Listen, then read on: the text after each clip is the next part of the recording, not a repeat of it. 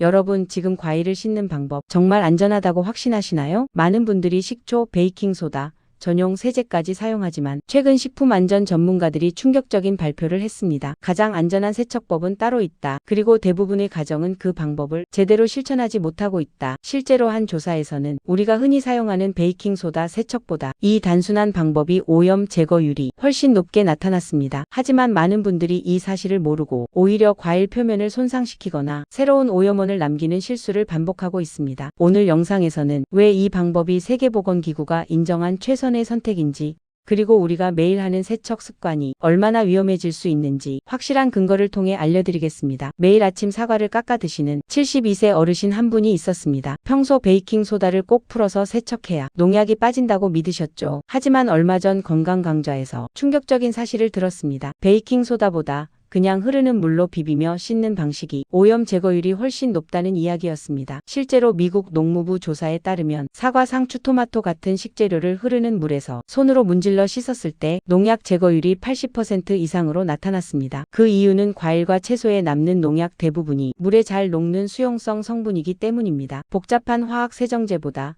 단순한 물과 손의 마찰이 더 강력한 세정 효과를 발휘합니다. 흐르는 물로 씻을 때 효과가 올라가는 핵심은 두 가지입니다. 첫 번째, 수용성 농약은 물 흐름을 만나면 쉽게 제거된다. 두 번째, 손으로 비비는 마찰이 표면의 흙먼지, 미세한 오염물까지 떨어뜨린다. 이 두 가지 원리가 더해져 별도의 화학물질 없이도 오염물질의 절반 이상을 제거할 수 있습니다. 여기서 중요한 건 시간입니다. 식품 안전 전문가들은 최소 30초 이상 흐르는 물에서 문지르며 씻기를 권장합니다. 5초 흔들어 씻는 것과는 차이가 큽니다. 그렇다면 식초와 베이킹소다는 왜 과용하면 오히려 위생을 해칠까요? 많은 분들이 식초나 베이킹소다를 신뢰하는 데에는 여러 가지 이유가 있습니다. 특유의 산성과 알칼리 성분이 때때로 세정 효과를 보이기 때문입니다. 하지만 문제는 과용할 경우입니다. 식초의 문제는 산성 성분이 과일 표면의 미세 구조를 손상시킬 수 있다는 점입니다. 식초는 당분과 반응의 발효를 촉진할 수 있어 장시간 사용은 비추천입니다. 베이킹소다의 문제점은 알칼리 성분이 피부 자극을 유발할 수 있습니다. 또한 충분히 헹구지 않으면 베이킹소다가 오히려 새로운 오염원이 됩니다. 실제로 60대 주부 이옥자님은 베이킹소다 세척을 매일 하다가 헹굼을 제대로 하지 않아 손님 초대상에서 과일 표면에 미세한 가루가 남은 경우도 있었습니다. 이처럼 너무 많은 성분을 쓰면 세제 잔여물이라는 또 다른 위험이 생깁니다. 이처럼 식초나 베이킹소다는 한두 번 사용할 때는 어느 정도 효과가 있을 수 있습니다. 하지만 매일 사용하는 세척법으로 선택하기에는 부작용과 관리의 어려움이 분명히 존재합니다. 그렇다면 많은 분들이 다음과 같은 방법을 떠올립니다. 그냥 물에 오래 담가두면 더 깨끗해지지 않을까? 하지만 이 부분에서도 우리가 놓치고 있는 중요한 문제가 있습니다. 이번에는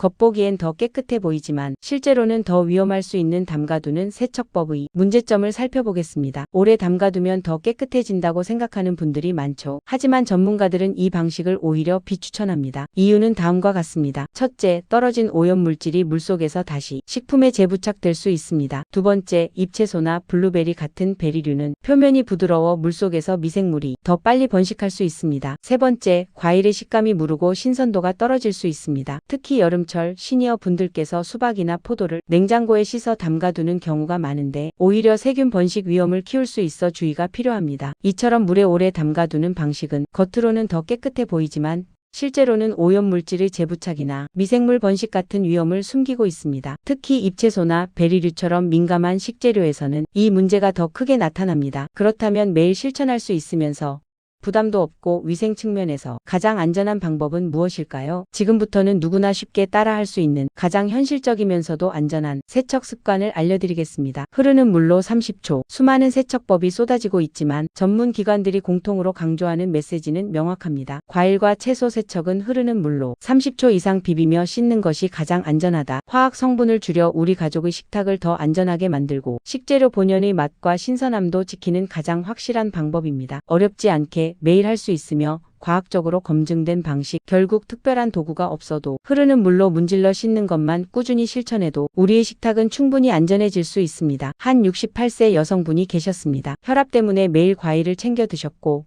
늘 식초나 베이킹소다를 이용해 깨끗하게 씻는데 신경을 쓰셨죠. 하지만 어느 날부터인지 손끝이 따끔거리고 사과 껍질이 유난히 물렁해지는 느낌을 받았습니다. 병원에서는 산성 알칼리 성분이 잔류했을 가능성을 언급했죠. 이후 흐르는 물 세척으로만 바꾸었고 손 자극도 사라지고 식감도 좋아졌다고 하셨습니다. 그분은 이렇게 이야기했습니다. 괜히 여러 가지를 쓸 필요가 없더라고요. 결국 가장 기본이 가장 안전한 거였어요. 오늘 내용 정리해드리겠습니다. 과일과 채소 세척은 복잡할 필요가 없습니다. 식초나 베이킹소다처럼 강한 성분을 사용하면 오히려 표면 손상이나 잔여물 문제를 만들 수 있습니다. 또 물에 오래 담가두는 방식은 겉보기와 달리 오염물질이 다시 붙거나 미생물이 번식할 위험이 있습니다. 전문 기관들이 공통으로 권장하는 가장 안전한 방법은 하나입니다. 흐르는 물에서 30초 이상 손으로 문질러 씻는 것. 이 단순한 방법이 농약과 오염물질을 효과적으로 제거하고 식재료의 신선함도 가장 잘 유지해줍니다. 특별한 세정제 없이도 매일 실천할 수 있는 가장 현실적이고 과학적인 세척법입니다. 오늘 영상이 도움이 되셨다면 구독, 좋아요, 알림 설정 부탁드립니다. 여러분의 일상에 도움이 되는 정보로 다시 찾아뵙겠습니다. 그리고 여러분은 과일을 어떤 방법으로 세척하고 계신가요? 평소 사용하던 세척법이나 궁금한 점이 있다면 댓글로 자유롭게 남겨주세요. 여러분의 의견은 다음 콘텐츠를 준비하는 데 큰 도움이 됩니다. 영상 시청해주셔서 감사합니다.